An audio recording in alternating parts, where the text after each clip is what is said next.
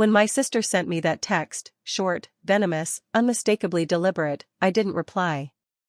I simply looked out my window, watched the winter light stretch its thin fingers across the quiet street, and knew exactly what I had to do. My name is Julia. I'm 32 years old, and until that moment, I'd always believed that silence was strength. That turning the other cheek meant choosing peace. But some silences don't protect you. Some only sharpen the knives behind your back. The text came on a Thursday morning. Just 2 lines. If you show up tonight, you'll regret it. I stared at the words, not shocked by the threat, but by how unsurprised I felt. Lauren, my younger sister by 3 years, had always known how to twist the truth into a weapon, how to smile sweetly while shoving someone off balance. It was a skill she learned from watching our mother.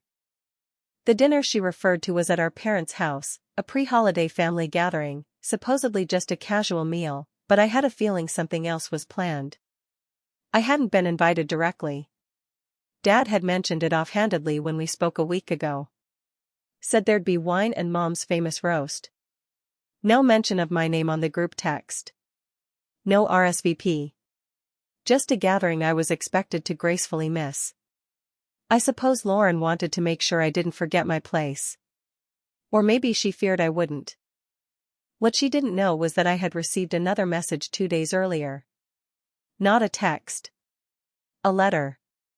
It was from our Uncle Raymond, who I hadn't spoken to in over a decade. He had been the black sheep of our family, the one who moved across the country, stopped attending Christmases, and sent birthday cards with no return address. His handwriting was exactly as I remembered, blocky, careful, with occasional smudges where he paused too long.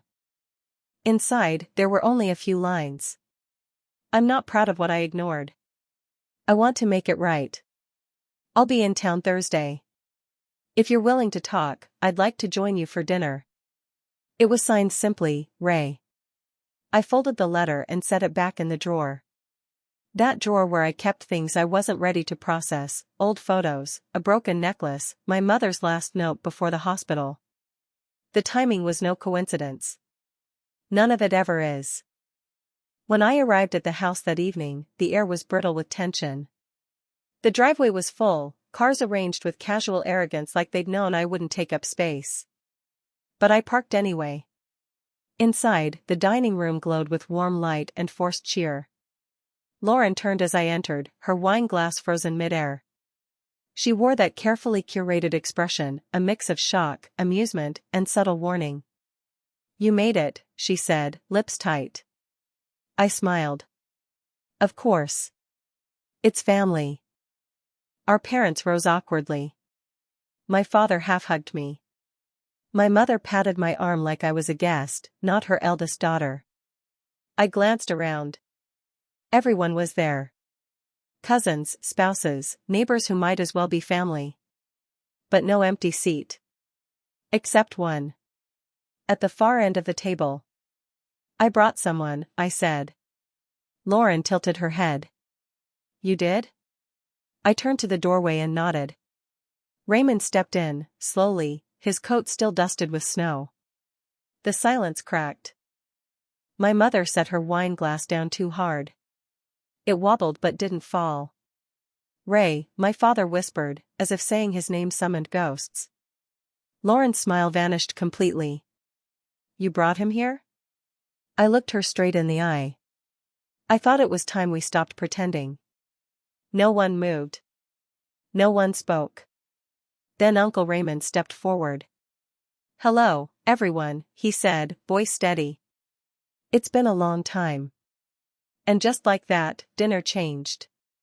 I took the empty seat. He sat beside me.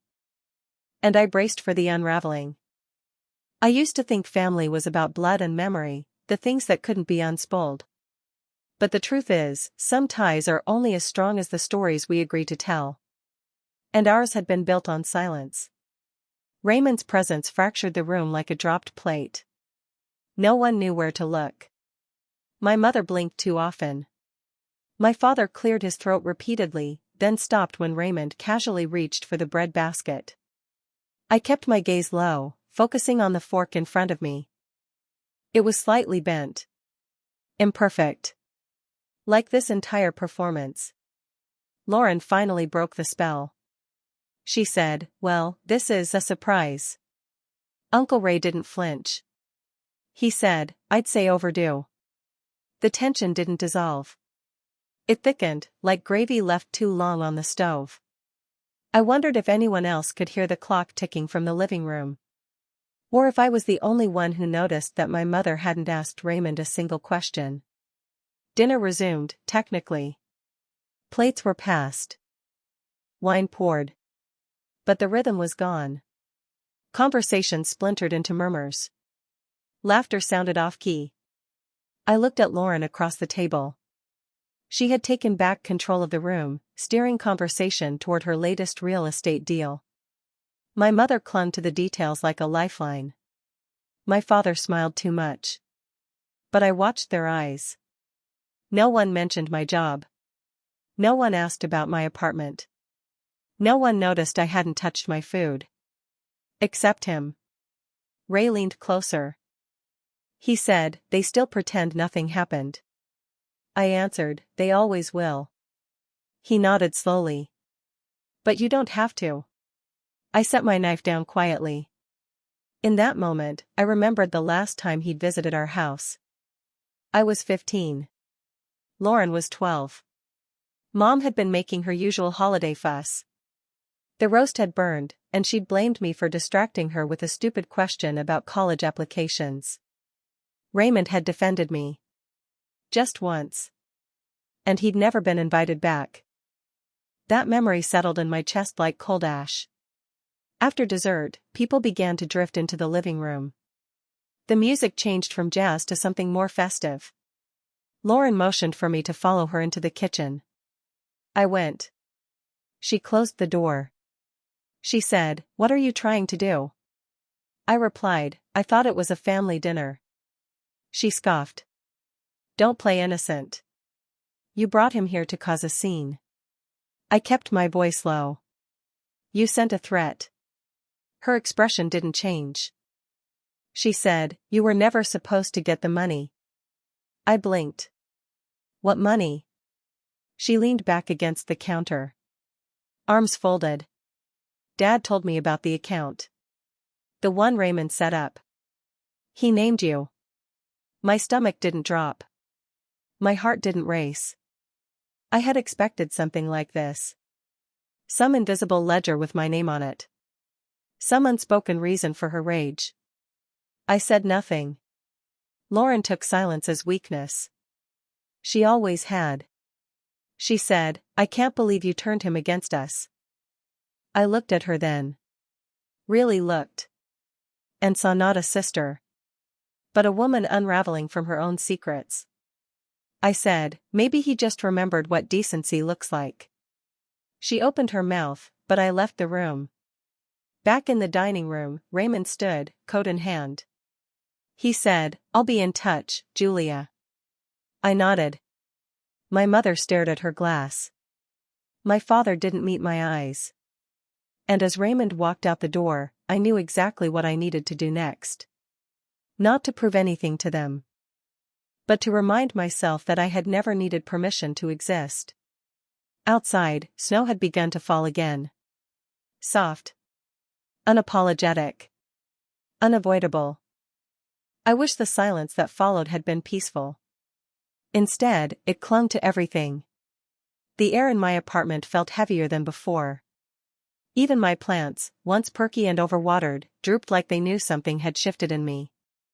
2 days passed before I opened the drawer again. Raymond's letter lay where I'd left it, still crisp, still deliberate.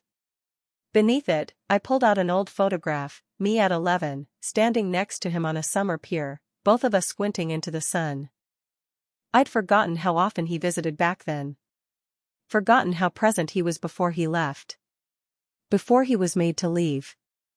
I stared at my own face, frozen in that moment. There was something in my expression I hadn't seen in a long time. Openness. Unfiltered joy.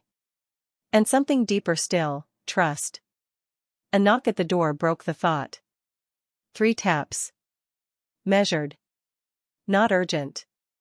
I opened it to find Marla. She stepped in without asking. We'd known each other since college, since the first time I panicked in a library stairwell, and she sat with me until my breathing slowed. She didn't say anything at first. Just handed me a bag of groceries and looked at my face the way people do when they already know the answer to their own question. I said, "They hate me more now." She answered, "Maybe. But you scared them. That's something." We ate on the couch. Leftover soup she'd brought from home. She told me about work, about her dog chewing through another window screen.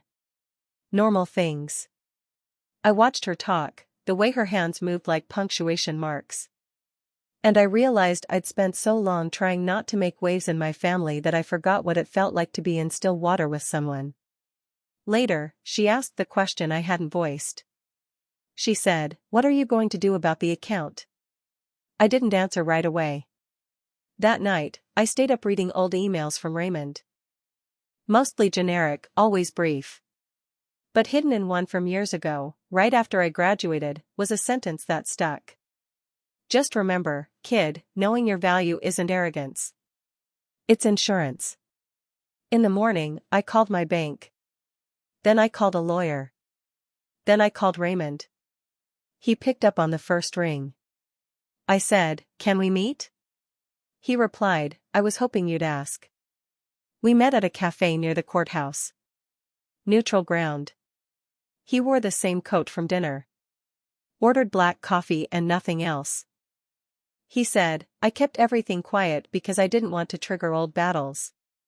But now that they know, it changes things." I replied, "Lauren said I wasn't supposed to get it." He shook his head slowly. "It was always meant for you. Because you listened. Because you paid attention. Because you never asked." I looked at the file folder he slid across the table. Inside were trust documents. Property titles. A list of asset transfers I hadn't expected to see for another decade. My name was on all of them. I said, "What happens now?" He leaned back. His face soft. Tired. But clear. He said, "Now you decide how to hold it. And who you trust to stand beside you." I nodded. Tucked the folder into my bag. When I walked out, the air was cold but dry. And for the first time in years, my hands didn't shake. The cold didn't bother me as I walked home from the cafe. What lingered was the clarity. Not a fire. Not even a spark. Just stillness, like the quiet after a storm. I didn't need revenge. I needed precision. That night, I opened a new document on my laptop. Not a diary entry. Not a dramatic declaration. Just names. Dates. Account details. Then I added a list of everything they had said I would never do. Every door they shut. Every opportunity they pretended I wasn't ready for. I wasn't angry. Just done. The next morning, I went to the county clerk's office. Filed for business registration. I used the property Raymond transferred to me as collateral for a modest line of credit. Then I called a contractor. The building needed repairs. Not major, but enough to signal movement. Lauren must have heard by the end of the week. She sent me a message. Not a threat this time. Just one word. "Seriously?" I didn't reply. Raymond called a day later. He said, "She's nervous." I replied, "She should be." But there was no triumph in my voice. Only truth. I wasn't trying to make her squirm. I was simply taking what was already mine. The hardest part wasn't the legal documents. Or the construction meetings. It was walking into spaces that had once felt closed and claiming them as mine. The office. The bank. Even the courthouse. Each visit chipped away at the invisible leash I didn't know I'd worn.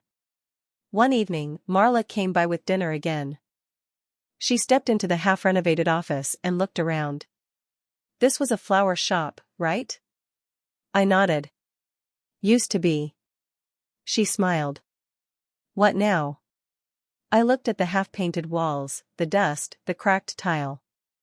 Now, I said, it's mine. She raised her glass of cheap wine.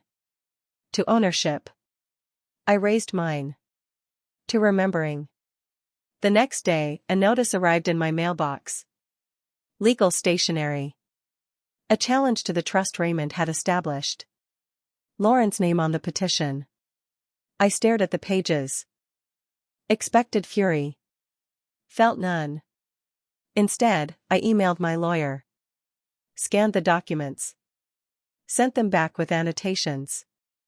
2 days later, we filed a motion to dismiss. The evidence Raymond had kept, meticulously, stubbornly, held up. He texted me late that night. One line. It's starting. I turned off my phone. Sat at my desk. Opened the drawer. And removed the last photo I had of our family together. Then, with slow fingers, I cut it in half. Some confrontations don't happen with raised voices or slammed doors.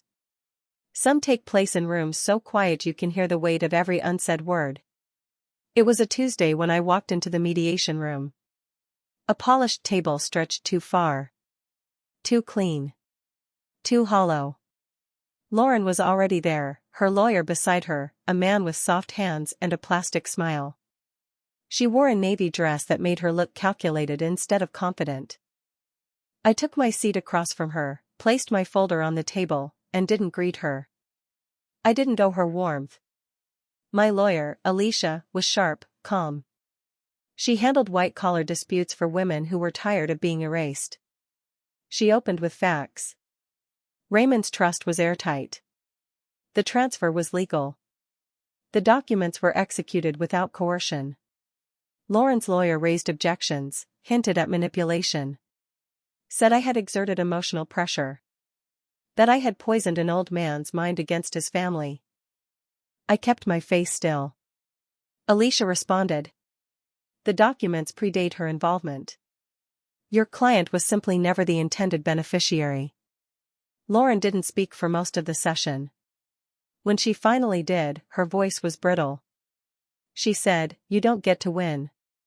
I looked at her and answered, "I'm not playing." The mediator suggested a cooling period. A chance to resolve things privately. I stood. Lauren followed me into the hallway. She said, "Why do you want to humiliate us?" I turned slowly. I don't. But I won't protect your version of the truth. She stepped closer. Her perfume smelled like our mother. Citrus and frost. She whispered, "You think money makes you clean?" I replied, "No. But it stops me from crawling." We didn't shake hands. Back in the room, Alicia filed the dismissal counter. Raymond had joined us silently. He sat in the back, watching. Not intervening. Not saving me. That was the point. When we left the building, he touched my shoulder. He said, "You didn't flinch." I said, "I was never the problem." That night, I walked to the river. Watched the city lights stutter across the black water. I thought about my mother's hands. How they used to braid my hair with painful precision. How her approval had always felt like a prize I was too stubborn to beg for. I thought about how Lauren had grown into that same hunger. Clinging to appearances, performance, hierarchy. And how I had walked the long way around just to unlearn it. My phone buzzed. A message from Marla. "Call me when you can." I dialed. She picked up immediately. "Are you okay?" I said, "I think I finally am." She exhaled. "Then, there's something you should know." I held my breath. Lauren reached out to Jenna. She's trying to spin a new story. About the trust. About you. Jenna was a local reporter. Small time, but relentless. I said, "Let her." Marla paused. "You sure?" "Yeah." I looked down at my hands. Steady. Unclenched. Because this time I'm not hiding. It's strange how quickly the damage settles after a storm, quiet, like a house after guests leave, still heavy with what was said. The fallout began that same week. Jenna ran the story. Not a headline, not a scandal, just a quiet piece buried under lifestyle updates and local politics. But it had weight. Facts laid bare. Dates. Documents. Quotes. I read it once. Then I closed the tab and made tea. Raymond called that evening. He said, "She's furious." I replied, "She was always going to be." He paused. Then, "Do you regret it?" I said, "Not anymore." There was silence between us, respectful, tired. We both knew that kind of question didn't need an answer. The next day, Lauren came to the office. Unannounced. She stood in the middle of the unfinished space, surrounded by scaffolding, drywall, and dust. She didn't look angry. She looked small. Like the wind had finally hit her. She said, "You've changed." I replied, "I stopped asking to be seen." She didn't argue. Didn't cry. She just looked around, and I saw the questions behind her eyes, how long I'd been building, how much she hadn't noticed. She said, "I wanted Dad to be proud." I nodded. Me too. She turned to leave. But before she reached the door, she said, "They'll always choose the quieter one." I didn't reply. Because she was right. After she left, I sat on the floor. Not from sadness. But from the weight that lifted. It's exhausting to be the villain in someone else's story. Even more when you didn't audition for the role. Marla stopped by with a file, legal confirmations, closure in paper form. We signed, initialed, sealed. "It's done," she said. I nodded. I thought it would feel like winning. It didn't. It just felt final. The family went quiet after that. No more group texts. No more passive invites. No birthday calls. Just silence. But this time, I welcomed it. On the day I opened the new space, a quiet launch with no ribbon cutting, I walked alone through the front door. Raymond was there, waiting. He handed me a small box. Inside was a key. Not to the building. To his house. He said, "Just in case." I didn't ask what he meant. I just held it in my palm and nodded. Later that week, I walked into a coffee shop near the courthouse. Sat at a table by the window. And watched as Lauren met with a realtor. Selling our parents' house. She didn't see me. I wondered if she felt free. Or just done fighting. The next morning, a letter arrived in my mailbox. My father's handwriting. Short. Careful. I wish we had listened sooner. I hope it's not too late. I folded it quietly. Tucked it behind the business license framed on my wall. Because closure, I learned, isn't loud. It's not cinematic. It's a breath you didn't know you were holding. And the choice not to return it. Some things don't mend. They settle. And somehow, you learn to live inside the shift. A few weeks after the letter from my father, I drove out to the coast. No agenda. Just the quiet need to hear something older than grief. I parked by the dunes, kicked off my shoes, and walked until the wind stopped stinging. The tide was low. The air was clean. And I thought, this is what forgiveness feels like. Not a hug, not a speech. Just not needing to rehearse the pain anymore. I hadn't spoken to Lauren since she left the office. But I'd heard from others that she moved out of the city. Something quieter. Smaller. Maybe that was healing. Maybe that was retreat. I didn't need to know. That was the difference. Marla and I grabbed coffee once a week now. Sometimes we talked shop. Sometimes we didn't talk at all. She said, "You're softer now." I smiled. I'm not carrying dead weight anymore. We laughed. And in that laugh, I felt it, the kind of joy that doesn't need to prove itself. Raymond visited every other month. He never stayed long. But he always left something behind, a book, a note, once a photograph of my mother from years ago. She looked happy in it. Unposed. Unaware. I pinned it to the board in my kitchen. Next to the keys. Next to the plan for the next phase of the studio. It wasn't revenge. It was legacy. And I had made it mine. One day, as I locked up after a long shoot, a woman stepped out from a car idling at the curb. I recognized her immediately. Lauren. She didn't speak right away. Just looked at the building, then at me.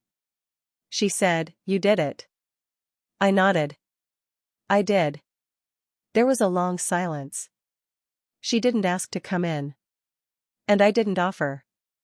Then she said, "I'm sorry." I believed her. Not because she said it. But because she didn't ask for anything after. We stood there in the quiet, and for once it didn't feel like a standoff. Just two women who had walked through fire. And chose different exits. When she left, I didn't watch the car pull away. I turned back to the door. Locked it. And walked home with the night wrapped around me. That was the last time I saw her. Months passed. Then a year. My father sent a card for my birthday. No message. Just a pressed maple leaf inside. I framed it. Hung it in the hallway. Not for sentiment. But to remember what change looks like. Not dramatic. Not loud. Just different. When I stand in the studio now, I don't think about who came to the opening. I think about who stayed when the doors closed. And when I walk along the coast, I no longer feel the ache of what was withheld. Only the space that grew in its place. Grief didn't vanish. But it stopped demanding attention. And love, real love, showed up in the people who listened without needing to speak. This was never a story about revenge. It was about return. To myself. To what mattered. And the peace that finally arrived. Uninvited. But deeply welcome.